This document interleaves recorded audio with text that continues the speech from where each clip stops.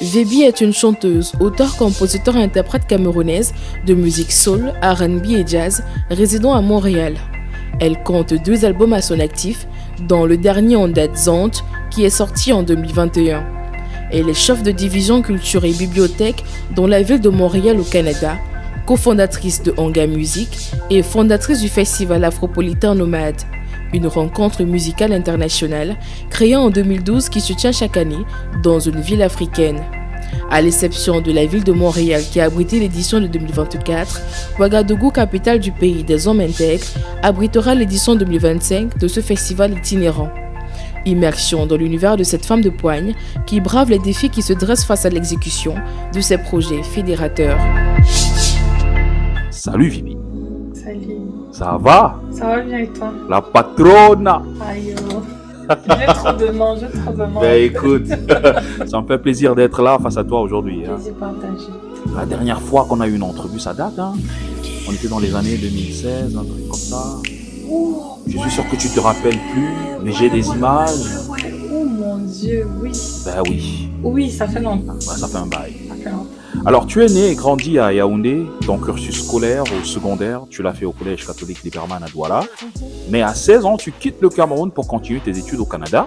Ouais. Mais à quel moment tu décides de faire carrière dans la musique alors qu'on sait que tu es allé au Canada pour les études? En fait, avant de quitter le Cameroun, je rentre dans la musique parce que j'ai une amie que je salue d'ailleurs, qui s'appelle Estelle Zuko. Puis je suis sûre qu'elle va retrouver cette entrevue. Je la salue. En fait, j'étais à l'école et le mercredi en général, c'est le moment où on fait les clubs, tu sais, les clubs musique, clubs d'échecs et tout. Donc, un mardi soir, elle me dit, ah, Kanga, demain, dis à tes parents que tu passes midi à l'école mercredi. Je dis, comment ça? Pourquoi? Elle me dit, non, dis seulement à tes parents, on va faire quelque chose.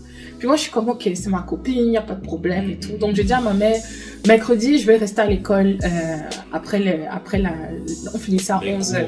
C'est ça, le mercredi.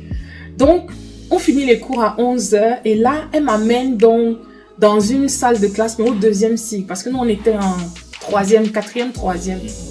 Et donc, on va dans une autre salle et là, je vois que c'est les auditions pour le club musique. Mais elle savait que tu chantais déjà ou quoi? Elle savait, mais elle m'a pas dit qu'elle m'avait inscrite. D'accord. Donc, on rentre dans la salle de classe. Et puis là, je vois qu'on appelle des gens qui sont assis dans les bancs. Et puis, ils vont devant, ils vont chanter. Puis je regarde ça et je dis, on fait quoi ici? Elle dit, non, viens, on va juste regarder ce qui se passe. Et puis, à un moment, on m'appelle. Comme j'avais envie de la tuer. Mais tu es allé quand même ou? Je suis allée et je vais pas avoir la honte de la vie, tu sais, on est au collège quand même, tu vois, on n'a pas dit que oui. Donc, je suis allée, j'ai chanté et le prof de musique à l'époque était super impressionné. Et c'est comme ça qu'on m'a embarqué dans l'orchestre du collège. Et donc, la fête de la musique, la fête de la jeunesse après, en février, on a donc monté le premier concert qu'on a fait ensemble. Et c'est comme ça que je suis restée dans le club musique de la 3e, 4e jusqu'en seconde, parce qu'en première, je suis partie. Mais là, t'avais du tout pas envie de faire la musique, tu te sentais pas, enfin, tu te voyais pas faire carrière dans la musique? Non, parce que moi, je voyais ça comme une activité parascolaire, en fait. Ah, c'est un truc que tu fais à l'école. Il y a des gens qui jouent au foot, toi tu fais la musique. Je me rappelle mon premier concert qu'on avait fait justement, mon père était, tu sais, j'étais jeune, là, j'avais comme 14 ans. Mon père était venu me déposer à la répétition, venu me chercher à la répétition. Il est venu me déposer à la salle de concert, il est venu me récupérer dans... Non mais c'était bien, puis il était resté voir le show, puis il avait dit ouais, que c'était bien, que j'étais un peu timide, mais que ça allait. Ouais. Mais donc, à ce moment-là, quelles sont tes influences musicales? Oh my God! En vrai, si je t'explique comment j'ai su que je chantais, tu vas trop rire. Tu vas trop rire. En fait, je sais même pas en quelle année c'était ce film-là. J'avais quoi, 9-10 ans, quand le film de Bodyguard de Whitney Houston est sorti. Et mon père avait donc emprunté la cassette. Mais la voix dans ce titre-là, elle pousse la voix. Oui, mais je sais. Mais moi, je ne savais pas c'était quoi chanter. Donc moi, j'imitais une actrice que j'adorais en fait. Et ma mère m'entend chanter, puis je chante presque comme elle. Et puis là, elle me dit, oh, c'est toi qui chante comme ça. Puis puis là, je me rends compte que j'ai quand même une bonne oreille parce que je suis capable de reproduire fidèlement les notes et de chanter quand même juste. Mais là, j'ai quoi, 8-9 ans, fait que c'est pas un truc sérieux, tu vois. Et après, donc, et là, on est à Garoua, parce que moi, j'ai fait mon primaire à Garoua. Donc, quand on revient à Douala, quand je suis en 6e, 5e, je commence à m'intéresser à Whitney Houston, Toni Braxton. J'ai écouté beaucoup de chanteuses aussi de soul des années 50-60, Aretha Franklin, Billie Holiday, parce que mon père aimait vraiment le jazz et le R&B de l'époque, la soul, Sam Cooke, James Brown, tous ces grandes voix-là. J'ai grandi vraiment avec ça, donc je pense que ça a comme forgé mon oreille. D'accord. Et j'ai beaucoup interprété ces chanteuses-là, en fait. Donc, et je cherchais toujours les voix qui ressemblaient un peu à mon range mezzo-soprano. Et des fois même, je suis capable d'aller alto aussi. Donc, c'était comme un jeu pour moi. Est-ce que je suis capable de faire cette chanson comme elle? Est-ce que je suis capable de faire le deuxième couplet, le troisième couplet? Je me donnais comme des défis comme ça. Puis c'est comme ça que la musique est rentrée, en fait. Alors, est-ce que tes influences d'antan sont les mêmes aujourd'hui? Vocalement, oui. D'accord. Et je te dirais, musicalement, j'ai beaucoup évolué. Ok. Vocalement, c'est sûr que je suis une chanteuse à voix. Donc pour moi, même dans mes concerts, mes performances, je donne beaucoup de place à la voix, à la performance vocale. Et quelles sont tes influences aujourd'hui? Maintenant, mes influences aujourd'hui, musicalement, je te dirais, j'aime beaucoup la musique africaine en général. Donc, j'ai été bercée beaucoup par le R&B. Donc, un de mes artistes préférés camerounais, c'est Henri Dikongué. Que j'adore depuis que je suis petite. Manu Dibango, évidemment, Richard Bonin. J'ai beaucoup écouté aussi Tom Yoms. Les grandes voix. En tout cas, tu vois, les influences sont quand même proches de. Mais pour moi, Tom la Yoms, sensibilité. c'est l'une des meilleures voix masculines carrément. de la musique camerounaise. Carrément, je suis tellement d'accord.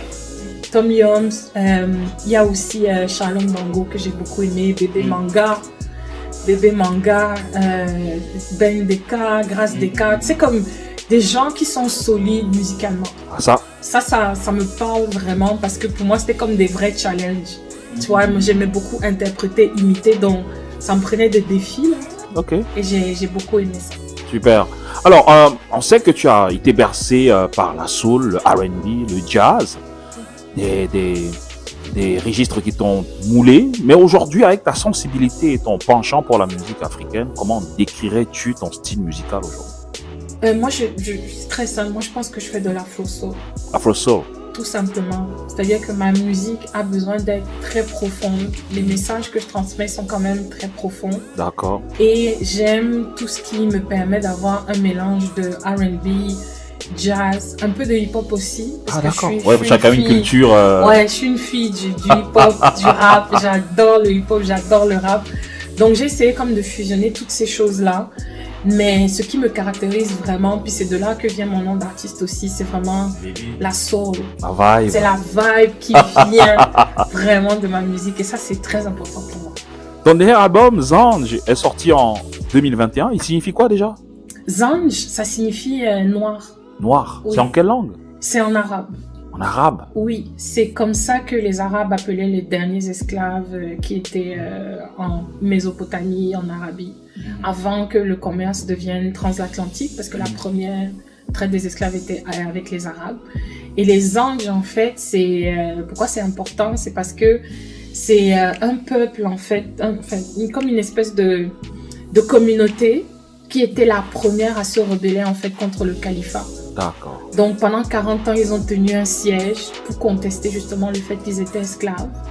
Et ils ont pratiquement dégoupillé en fait le système esclavagiste de l'Irak, ce qu'on appelle l'Irak maintenant, mais qui était vraiment là, cette péninsule arabe là à l'époque.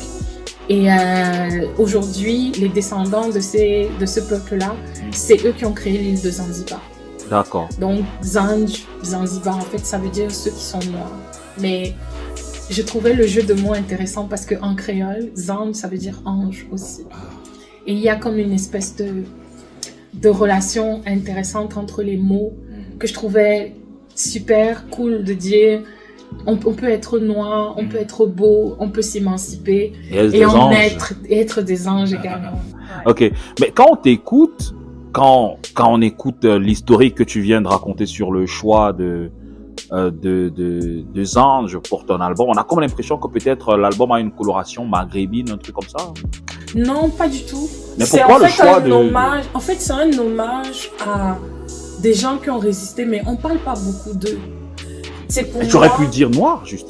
Parce qu'on sait Non. quelle est l'histoire des noirs dans Non, dans le parce monde. que les Andes, c'est vraiment...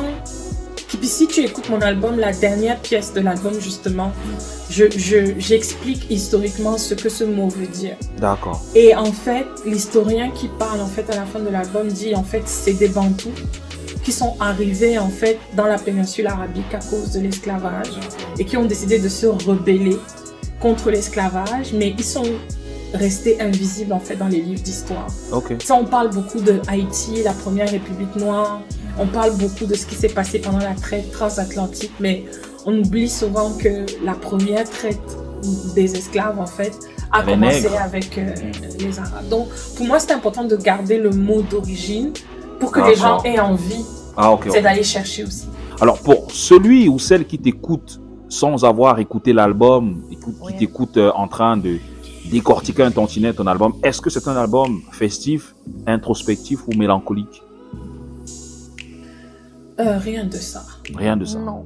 Je pense que on peut pas le qualifier seulement sur le coup de l'émotion qu'il dégage. Je pense qu'il y a une recherche derrière Zanj. En fait, moi, j'ai l'habitude de dire que c'est un hommage à toutes les musiques noires. Les musiques d'Afrique, les musiques qui ont influencé l'Amérique et les musiques aussi qui sont allées jusqu'à la Caraïbe avec la déportation. Donc, le fil conducteur de l'album, en fait, il est autour de cet univers où moi, en tant que femme africaine, j'ai découvert le racisme et les histoires d'esclavage en arrivant en Amérique du Nord parce que les communautés qui sont ici, elles ont subi ces traumatismes-là. Et j'ai été plusieurs fois dans la Caraïbe, à Cuba, en Haïti, au Brésil aussi, où j'ai vu justement comment des gens qui ont hérité d'un héritage, qui ont hérité de choses qui datent de 400 ans, 500 ans, que nous on néglige maintenant en Afrique, sont tellement attachés à leur pagne, à leur langue, à la leur conservation culture, de à la tout. culture, parce que c'est la seule chose qui les rattache vraiment à leurs racines. Donc, Zanj, c'est vraiment un espèce de voyage entre toutes les musiques. Tu as de la musique du compas, tu as de la musique africaine, tu as du R&B, tu as du hip-hop, donc tu as du jazz. Donc j'ai vraiment essayé Un melting pot. un melting pot de tout ce qui fait les Noirs en fait à travers l'histoire. Parlons de ton parcours musical jusqu'ici. Quelles sont les collaborations musicales qui t'ont marqué en plus de Freddy Massamba, Olenkou, Alberto Leclerc et bien d'autres? Freddy, c'est une inspiration incroyable en fait parce que pour moi c'était la première fois que je voyais quelqu'un qui faisait ce que j'avais envie de faire, c'est-à-dire chanter avec la soul vraie mais dans sa langue à lui. Donc il y avait comme une espèce de pont génial entre la tradition et la modernité que j'ai toujours profondément admiré. J'ai pas fait de collaboration avec Freddy, mais j'ai repris une chanson de Freddy qui s'appelle Wole Kwaku. Il a fait également la direction artistique de Zanj, dont on parlait tout à l'heure. Une collaboration que j'ai beaucoup aimée, c'est avec ma sister Rachel Guillaume, qui est d'Haïti. Et j'aime énormément ce pays parce que pour moi, c'est l'expérience la plus aboutie de ce qu'on peut faire en étant noir, comme success story de souveraineté. Tu vois, la première république noire qui a libéré le Venezuela, qui a libéré plein de pays en Amérique latine, qui a aidé les communautés juives à fuir même la Shoah et tout. Donc pour moi, Haïti, c'est une histoire d'amour vraiment. Et quand je rencontre Ruchel et qu'on fait une première collaboration sur son album à elle, logiquement, quand je prépare Zanj, je l'appelle et on fait une histoire, on fait une chanson en fait sur une histoire d'empowerment. Ok. Donc, voilà. En 2012, tu fondes le festival afropolitain Nomade. Quelles étaient tes motivations derrière la création et surtout la mise sur pied de ce festival?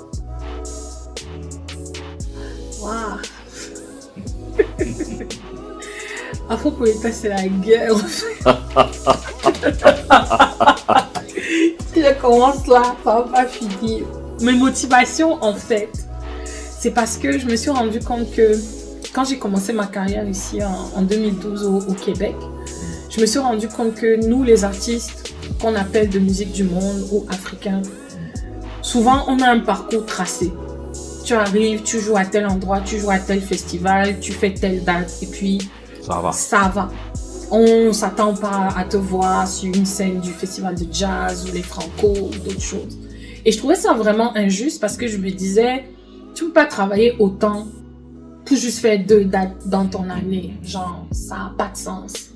Et je trouvais ça vraiment hyper réducteur. Donc je me suis dit, comment je peux faire pour faire en sorte que les gens comprennent que nos musiques, nous qui faisons ce qu'on appelle la musique du monde, en fait c'est de la musique tout court parce que quand tu regardes la musique africaine aujourd'hui, elle est hip-hop, électro, elle est jazz, elle est hybridée de tellement de choses que tu peux pas juste la catégoriser dans une seule affaire.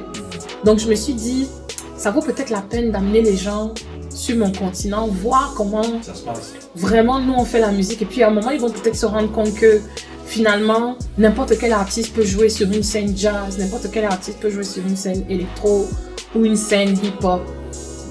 Qu'il soit africain ou pas, c'est de la musique qu'on fait. Et donc on a commencé en 2012, on était 5 artistes. Tu te souviens de la première édition? De comment c'était? Je me souviens tellement, je peux pas oublier. C'était fou. Écoute, on était avec Tonton Bouddha, Sultan Oshimine, il y avait Obscur, il y avait Flair, il y avait Les Clés, il y avait tous les vétérans du hip-hop et de la musique urbaine nous ont ouvert les bras. Je suis allée avec une slameuse canadienne québécoise qui s'appelle Elkana Telbi, Queenka. Et je suis allée avec un rappeur français qui s'appelle Humaniste. Et donc, on est allé Mousseba, on a fait une grosse collaboration, donc c'était malade. Et puis on a fait un concert à l'Institut français après qui était génial. Il y avait Brice Albin, il y avait Stanley No qui était là. C'était vraiment chouette, première édition. Alors, comment le festival a-t-il évolué au fil des années et quel impact est-ce qu'il a eu sur la scène musicale africaine et même sur les carrières des artistes participants? Ça, c'est pas une question, c'est plusieurs questions. Comment le festival a évolué? En fait, le festival était censé se tenir au Cameroun chaque année. D'accord. Moi, au début, j'avais pas l'intention de rendre ça nomade. Mais bon, pour des raisons que je vais taire ici, on n'a pas pu le faire. Donc, pendant 3 ans, j'ai essayé de le renouveler au Cameroun, ça n'a pas fonctionné. Et donc, j'ai une grande sœur à moi qui est au Gabon, qui s'appelle Nanette, qui vient me voir au Cameroun en 2014, puis qui me dit, mais j'entends que ça fait 2-3 ans que tu essaies de refaire le projet ici. La première édition était vraiment chouette, on était là et tout, mais pourquoi tu veux t'enfermer au Cameroun? Viens au Gabon. Amène-moi ça au Gabon. Puis là, je fais comme, mais oui, l'Afrique c'est partout chez moi. D'accord. Qu'est-ce qui fait que je suis enfermée ici? Et je peux faire bouger plein d'Africains partout et faire bouger plein de Canadiens, plein d'Européens partout. Puis je suis comme, ouais. Donc là, en 2015, quand même 3 ans après, on s'en va à Libreville, Lambaréné et Port-Gentil. Donc on fait 20 jours de festival entre décembre. 20 jours? 20 jours. 3 villes.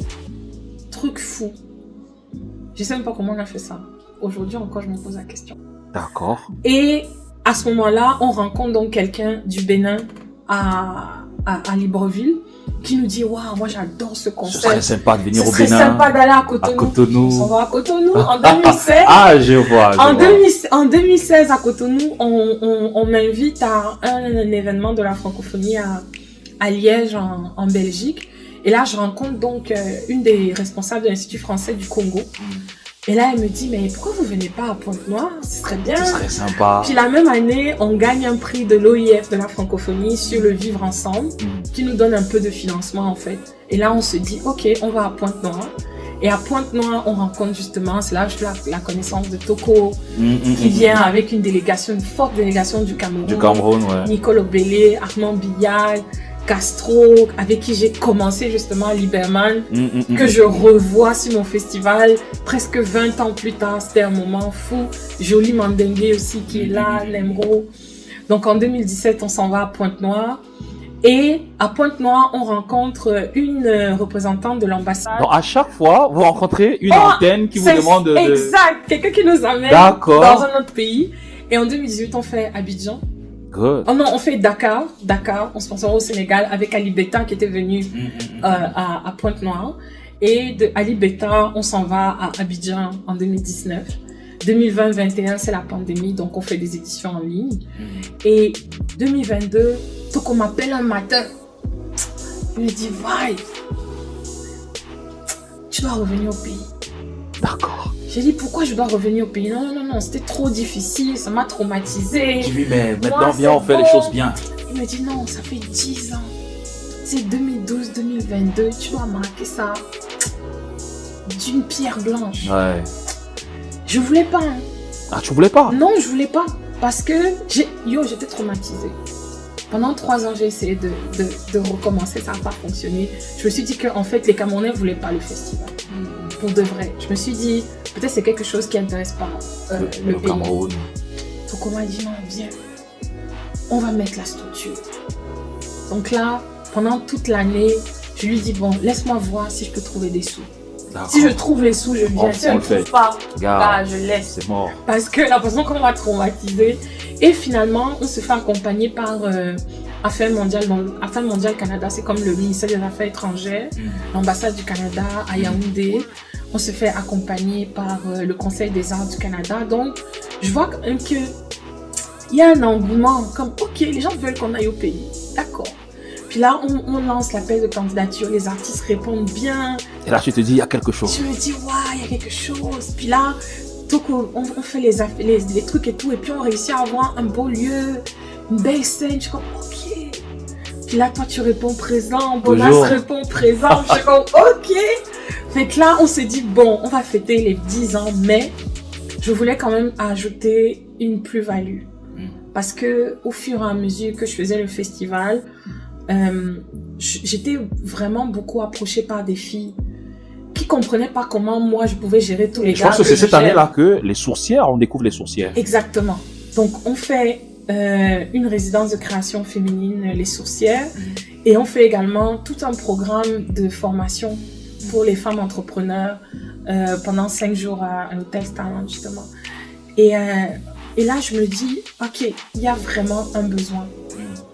Donc, je peux pas venir juste avec le festival, faire la musique, mais il faut que j'accompagne ces sœurs-là qui ont juste besoin d'un petit coup de pouce pour franchir la porte, tu vois, de réaliser un rêve ou tout simplement aller chercher une formation pour voir peut-être est-ce que je peux faire du MC, est-ce que je peux faire de la lumière, est-ce que je peux être régisseur, la régie, est-ce que je peux faire... Donc, elles ont juste besoin d'un petit coup de main, donc on va mettre ça en place. Donc, on développe ça avec l'UNESCO, avec l'ambassade et tout. Et ouais, on fait une édition de dingue. Moi, c'était une des plus belles. Ah ouais. Parce que c'était à la maison. Les gens étaient contents. On a fait venir des gens d'Haïti qui ont retrouvé des rythmes. Moi, j'ai rencontré Aldo là-bas. Tu as rencontré Aldo Gizmo qui venait, qui est ici, mais qui vient de la Guadeloupe. Non. Ouais. Énorme truc en fait. Ok. Donc. Et l'impact sur les carrières des artistes. Est-ce qu'il y a eu des retours sur le fait qu'ils soient passés sur le festival? Oui, beaucoup. Tu vois, on a organisé des tournées. Il y a des artistes qui sont passés par le festival, qui ont fait des albums, qui sont allés sur des gros projets ensuite. On a eu la possibilité aussi de faire une petite tournée avec les sorcières, justement, entre l'Europe et la Côte d'Ivoire. Moi, je te dirais une histoire qui m'a vraiment marquée. C'est Stella Adjoké, donc une artiste montréalaise qu'on a amenée au Bénin en 2016. Et elle est montée sur scène et elle s'est fait baptiser par le public. D'accord. Et elle a changé son nom jusqu'aujourd'hui. Non. Jusqu'aujourd'hui. Oui. Jusqu'aujourd'hui, elle s'appelle Stella Adjoké. Stella Elle Adjoké. a lancé son album en Côte d'Ivoire parce qu'elle avait rencontré quelqu'un en Côte d'Ivoire. Ben, écoute, Et elle est attachée énormément au continent depuis ce moment-là. Je te dirais, par exemple, l'influence de notre frangin qui n'est plus là aujourd'hui, mais que Lyon, qui nous a ouvert la voie de la discipline des arts visuels, qui m'a appris à comprendre comment on peut lire une œuvre d'art, comment on peut lire la peinture, comment c'est important d'allier les différentes disciplines, que ce soit la musique, la danse. Et pour moi, ça a été extrêmement formateur parce que moi, je suis artiste musicienne. Donc, pour moi, c'est ma compétence première. Mais j'ai appris à respecter énormément les plasticiens qui... Tu prends une feuille blanche, puis après, tu crées un monde. ça devient autre chose. Il y a également Freddy Massamba, qui est notre directeur artistique, qui a énormément influencé les artistes qui sont passés par le festival. D'accord. Il les a aidés à faire des albums. Ruchel Guillaume, aujourd'hui, sa première foulée du continent, c'était avec nous à Pointe-Noire. Elle est revenue après par le Bénin. Je parle de Tirane, par exemple, qui était ici à Afropolitain, qui va jouer Qui a à joué au l'Afrique, Balatou. qui a joué au Balatou. L'Idole, qui a fait 2 fois Isis ici. Kingay. Isis Kingay qui était là, qui a fait une super performance, que j'ai vu au Massa aussi, qu'on a rencontré à Abidjan. Donc, je te dirais, Afropolitain, aujourd'hui, c'est une famille d'à peu près 600 artistes. Sur une dizaine d'années, c'est beaucoup. Et c'est une quinzaine de pays africains, une dizaine de pays en Europe, en Amérique du Nord. Et on a des ramifications jusqu'au Brésil, parce qu'on a fait venir des gens du Brésil pour rencontrer aussi les sœurs ici. Beaucoup de contacts avec Haïti. Donc, aujourd'hui, je te dis, on bouge. Ça va. Oui, on bouge. Alors, dis-moi, les financements, est-ce que c'est sous fonds propres ou alors tu te fais accompagner? Parce que faire toutes ces dates sur plusieurs pays, ça coûte quand même, hein, entre billets d'avion, tout ça. J'ai un peu vu à la dernière édition comment est-ce que tu travailles et tu le fais pendant plusieurs années. Est-ce que le financement, il est sous fonds propres ou alors tu es accompagné par des organismes et tout Ça, c'est la question que tout le monde va vouloir regarder. C'est ça que tu vas couper pour mettre sur Facebook et Twitter. Je sais déjà que c'est ça que tu vas couper de 30 secondes. C'est ça que tu cherches. Je vais te répondre. En fait, la beauté du festival Afropolitain, c'est que c'est pas l'argent qui fait le festival. C'est pas les sponsors, c'est les gens. Moi, j'ai l'immense chance, en fait, d'avoir des gens autour de moi, en fait, depuis une dizaine d'années, à qui j'ai plus besoin d'expliquer c'est quoi l'esprit qu'on veut. Et tu sais, tu peux avoir $1 million pour organiser un événement. Si les gens que tu mets à l'opérationnalisation, les gens que tu mets dans la logistique, que les gens que tu mets à tous les postes ne croient pas en ce que tu fais, ça aura jamais d'esprit. Donc, ce qui marque les gens sur le festival, c'est pas que on est Coachella avec $25 millions sur une scène, non. C'est que les gens se sentent accueillis. C'est qu'ils ont l'impression, en fait, que quand ils arrivent, on les prend vraiment comme des personnes. dans l'humain au centre? L'humain est vraiment central. Et moi, dans toutes mes équipes, même quand je fais mes réunions, à chaque fois, je dis, la bienveillance, en fait, c'est la qualité première. Tu peux être le meilleur marketing spécialiste du monde. Si tu cries sur quelqu'un de mon équipe, je te vire. Parce que pour moi, on ne lève pas la voix dans mes équipes. Il n'y a pas de violence, il n'y a pas d'animosité, il n'y a pas de chicane, comme on dit. Moi, je veux que les gens travaillent à aider les autres à s'élever. Donc, ce qui fait que qu'on ait 100 francs ou 100 000 francs, le résultat ne change pas, en fait. Parce qu'avec 100 francs, les gens vont faire le même que s'ils avaient 100 000, tu vois. Ça, c'est la première chose. La deuxième chose, c'est que oui, des fois, on a des accompagnements, mais les accompagnements sont beaucoup dans le matériel et la logistique. D'accord. Et nous-mêmes, maintenant, à fonds propres, on décide de, si on a la possibilité de payer des cachets, avoir la possibilité de réserver tel hôtel, prendre tel auto. Donc, on a, si tu veux, de l'accompagnement en fonction de l'endroit où on va. Des fois, Mais c'est toi-même, des échanges de services. c'est carrément du troc, même pas échange de services. Ça veut dire qu'aujourd'hui, je peux aller au Burkina Faso, comme on va partir, on va nous donner une scène par exemple, parce que demain matin, je vais aller m'asseoir dans un ministère, puis dire au ministre que oui, voilà, le projet XY, ils sont intéressés par l'événement, ils décident en fait de mettre à disposition.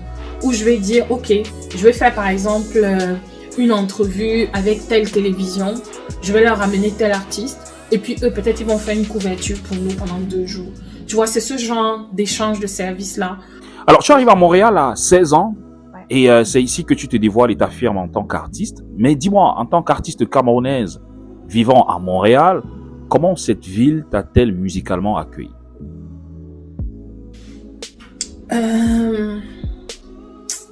C'est une question tricky.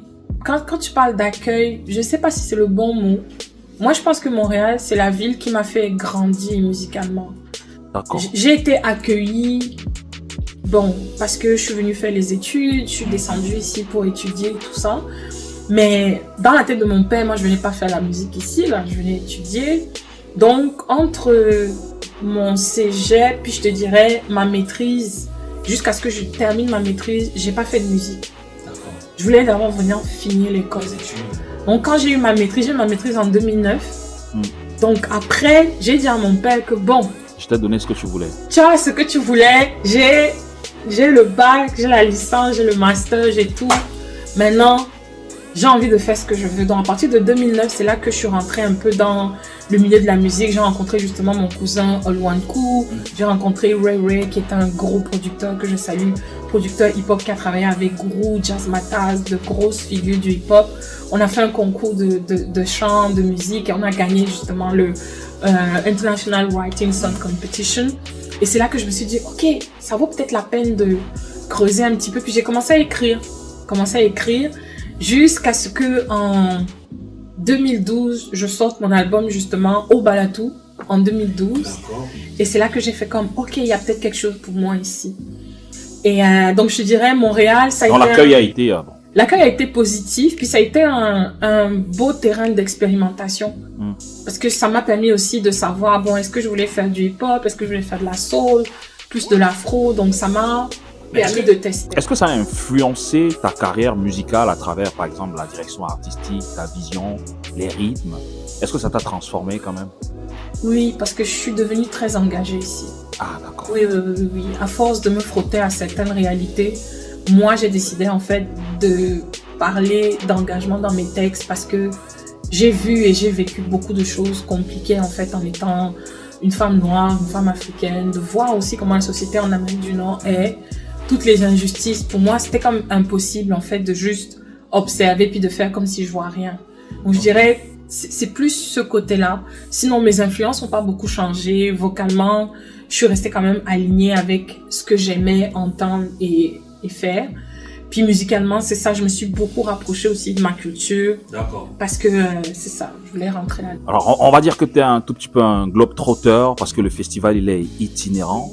Mais quand tu fais, quand tu visites tous ces autres pays et plus Montréal, la ville dans laquelle tu es, est-ce qu'il y a une différence entre la scène musicale à Montréal et les scènes en Afrique et particulièrement au Cameroun? Ah oui, beaucoup. Ben moi, je trouve que souvent, les Occidentaux comprennent pas que nous, on est modernes. Tu sais, il faut leur rappeler que la musique africaine aujourd'hui, déjà, il n'y a pas de musique africaine, il y a plusieurs genres de musique. Et que ces musiques-là, en fait, sont extrêmement contemporaines, en fait. Elles sont jeunes, elles sont dynamiques, elles sont hybrides, elles sont fusion. Donc, on est loin de ce qu'on a dans la conception du djembé avec le gars qui se présente puis qui fait, c'est des trucs comme si on était d'un autre monde. Oui, ça existe comme inspiration, mais la musique traditionnelle africaine, elle est contemporaine. D'accord. Tu sais, des fois, on a tendance à oublier que les plus vieilles musiques aujourd'hui, c'est les Mozart, c'est du classique. Pourquoi on n'appelle pas ça traditionnel? Tu sais, mais on joue du Mozart comme il y a 400 ans. Elle a jamais évolué cette musique-là. Pourtant, aujourd'hui, tu vas voir le Bikutsi qu'on fait aujourd'hui. Il y a un peu de hip-hop, il y a un peu de pop. Tu vas écouter le Makossa. Ils ont rajouté des lignes d'afrobeats. Il y a des trucs. Donc, moi, je trouve qu'il faut qu'on arrête de penser que les musiques africaines, en fait, restent folkloriques. Ok. Elles évoluent, en fait. Aujourd'hui, tu assures le pont entre l'Afrique et Montréal à travers le festival. La parfaite illustration, c'est la dernière édition. On parle aussi de l'organisation des concerts pour les artistes africains. On a vu Sissoul dernièrement chanter à la Place des Arts, Salatienne dernièrement, Tirano Balatou, le projet Immersion qui est déjà là. Est-ce que c'était le but de rechercher cette liaison entre Montréal et l'Afrique? Non, au début, puis je t'avoue qu'au début, il y avait un peu de rébellion. On se disait, nous on va faire toutes nos choses sur le continent parce que c'est là-bas que ça se passe. Et après 10 ans, je me suis rendu compte qu'en fait, on ne pouvait pas seulement faire de l'export des artistes canadiens. Il fallait créer une passerelle de réciprocité. Ça veut dire que c'est pas seulement tout le temps nous qui pouvons aller. Il faut que les gens aussi puissent venir se faire connaître et découvrir. Ça doit être un échange. Exact. Il faut que ce soit réciproque. Parce qu'au début, je me disais, non, il faut qu'on fasse ça sur le continent parce que c'est pour montrer l'Afrique aux gens. Mais en faisant ça, je me rendais compte en fait qu'on était toujours à un sens. Tu sais, on vient, on fait des choses et tout, mais on permet pas aux gens aussi de là-bas de s'ouvrir. Ça doit être à double sens. Exact. Donc, depuis 2022, on a décidé donc de commencer avec le projet Immersion à créer ces passerelles-là. Et pendant les 2 dernières années, on a donc fait des résidences de création où on faisait venir justement des femmes d'Afrique centrale. Et puis cet été, avec Afropolitain, j'ai compris aussi que je pouvais faire la diffusion du festival. Donc ça m'a donné la possibilité d'aller plus loin aussi, puis de faire un peu de production. D'accord. Et là, je me suis dit, dans les 2 sens, on devrait donner la chance aux gens de s'exprimer. Ça peut pas juste être un côté. Et qui sommes-nous pour décider que c'est notre façon de faire qui est la meilleure? On a des choses aussi à apprendre de ceux qui viennent du Gabon, de Côte d'Ivoire, du Cameroun. Donc moi, c'est ça que je voulais valoriser aussi beaucoup. Immersion est déjà là pour cette année 2025, les préparatifs.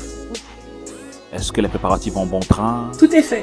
Tout est fait, on attend juste la livraison. On attend la livraison de Air Canada le 25, le 25 janvier. Et on démarre le 27. Je suis très, très, très fière.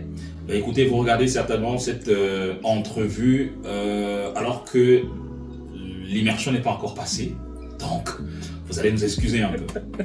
Alors, tes projets futurs, on sait que ton album Zange est toujours d'actualité. Oui. En juillet 2025, c'est la 11e édition du festival Afropolitain Nomade qui se déporte à Ouagadougou, le pays des hommes intègres. Le projet Immersion 3 qui est déjà en cours. Que devrait-on savoir d'autre qu'on ignore pour cette année 2025? Mais tu sais que si tu ignores, c'est que je ne dois pas le dire. Donc, si je dis, c'est que ce ne sera plus ignoré. D'accord. Donc, ça veut dire que tu me demandes une exclusivité. Ben oui, en fait. Je vais te faire plaisir. D'accord. Je vais te faire plaisir. En fait, pour la petite histoire, Zange est sorti en 2021. Puis peut-être plusieurs personnes ne le savent pas, mais on a fait quand même 3 ans de tournée. À peu près une 60aine de dates à travers une quinzaine on a de vu, pays. on t'a vu au Brésil. Oui, j'étais au Brésil, j'étais à Cuba, on est allé en France, on a fait la Belgique, on a fait plein de pays. Et là, justement, en allant au Brésil, j'ai fait une résidence de création avec un orchestre féminin sous la direction artistique justement de Freddy. On a travaillé un album de à peu près 8-9 titres. Et l'album est fait, il est au mix en ce moment. Ça s'appelle comment l'album? Je ne peux pas dire. Il ne faut pas pousser non plus. Mais sache qu'il est terminé. Et c'est une expérience fabuleuse en fait parce que c'est un orchestre que de filles. Et on a vraiment exploré, comme on disait tout à l'heure, ce pont-là entre celles qui sont maintenant de l'autre côté et moi qui suis restée sur le continent. Donc il y a une forte connotation des racines africaines dans l'album, du hip-hop, de la salsa brésilienne, beaucoup d'afrobeat aussi parce qu'elles sont très inspirées de Fela. Et l'orchestre s'appelle Fumilayo Afrobeat Orchestra. Ah, finalement tu l'as dit. Non, l'orchestre, pas l'album. Mais tu vas le dire, cet album quand même, le nom. Comme ça. Mais maintenant. Pourquoi? Alors, est-ce que dans cet album, il y a des genres musicaux qui ont été explorés que tu n'explorais pas avant? Oui, ben c'est ça comme je dis. Moi, j'ai jamais chanté sur de la musique d'inspiration Afrobeat. Freddy a fait beaucoup de compositions. Non, t'as chanté sur de l'afrobeat. Oui, j'ai chanté sur Super. l'afrobeat. Ok. On a travaillé aussi les chants traditionnels du Brésil. On a travaillé sur les chants traditionnels de l'Afrique centrale. On a travaillé dans plusieurs langues. Donc, j'ai chanté en bassa, j'ai chanté en douala, j'ai chanté en anglais, en portugais également. Cool. Donc, j'ai fait 2 collaborations featuring avec des artistes. Donc, c'est vraiment un vrai voyage. On va parler un tout petit peu d'engagement. Oui. Quels sont les défis auxquels une femme noire, afrodescendante, entrepreneur culturel comme toi fait face dans la ville de Montréal? C'est pas juste à Montréal. Je veux dire, dans la vie de tous les jours, puis peut-être spécialement en Amérique du Nord, mais puis c'est aussi pour ça que je peux pas laisser tomber ce projet, parce que je me rends compte que en tant que femme artiste, d'abord, il y a énormément de préjugés. En tant que femme artiste, il y a énormément de vulnérabilité qu'on subit. Et maintenant, en tant que femme artiste noire, on nous met souvent dans des catégories. Ah, tu fais la musique du monde. Ah, il faut que tu danses comme ça. Ah, il faut que tu t'habilles comme ça. Donc, il y a beaucoup de gens qui essaient de te mettre dans une espèce de boîte, alors que tu veux pas. Et ce qui est important, en fait, en termes d'engagement, ce que j'ai envie de dire, c'est juste que moi, j'ai juste refusé d'entrer dans des catégories. D'accord. J'ai décidé en fait de faire ce que je voulais, comme je le voulais, et dans les scènes où j'avais envie. C'est moi, mon objectif par exemple, pour Zanj, je m'étais dit, il faut que je joue à la fois sur un festival de jazz et sur un festival de musique du monde. Et j'ai réussi à atteindre cet objectif-là. Ça veut dire que on n'a pas catégorisé mon album en fait que musique du monde, mais que j'ai pu faire valoir le fait que j'étais hip-hop, que j'étais soul, que j'étais R&B. Et pour moi, c'est ça la musique en fait. Sortir et briser les codes. Mon micro m'a lâché, donc je vais parler beaucoup plus fort. Et c'est la dernière question. Ok. Un message à transmettre aux femmes qui veulent, enfin qui aspirent à être comme toi aujourd'hui. Mon micro m'a lâché. Est-ce que j'ai un message à transmettre aux femmes qui aspirent à être comme moi? Moi, je veux que les gens aspirent à être plus que moi. Parce que ce que j'ai fait jusqu'ici, c'est à échelle humaine. Mais quand tu t'inspires de quelqu'un, tu as envie d'aller au-delà en fait de ce que la personne a réalisé. Et je souhaite que les hommes, parce qu'il n'y a pas que les femmes dans le monde, je souhaite que les hommes soient des alliés qui vont accompagner ses sœurs, ses mères, ces femmes qui vont avoir le désir de devenir vidéaste, de devenir réalisatrice, de devenir photographe, et pas juste les mettre en fait dans des catégories ou donner juste la charge mentale, mais les accompagner à être résolument les artistes qu'elles veulent être aussi. J'ai tendance à dire que la meilleure des choses pour réussir, c'est commencer et finir. Donc moi, je souhaite juste à chacun d'entre nous de commencer ce qu'on a envie de faire et d'avoir la force et l'énergie pour finir. On a fini. C'est fini.